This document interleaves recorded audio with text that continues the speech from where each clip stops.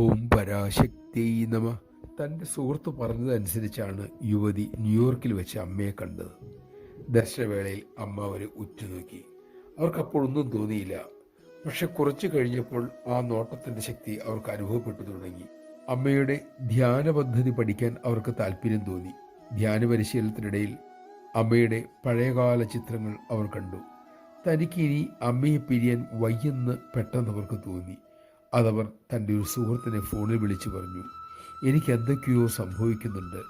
ഞാൻ എൻ്റെ ഗുരുവിനെ കണ്ടു കഴിഞ്ഞു. സുഹൃത്ത് അത്ഭുതത്തോട് ചോദിച്ചു, അതിന് നിനക്ക് ഗുരുക്കന്മാരിൽ വിശ്വാസമൊന്നും ഇല്ലല്ലോ? യുവതി പറഞ്ഞു, അത് പണ്ട് ശരിയായിരുന്നു, ഇപ്പോൾ അങ്ങനെയല്ല. അമ്മ എൻ്റെ ഗുരുവാണ്. നമഃശിവായ. സദ്ഗുരുവായ അമ്മയെ നാം തിരഞ്ഞെടുത്തതല്ല, അമ്മ നമ്മെ തിരഞ്ഞെടുത്തതാണ്.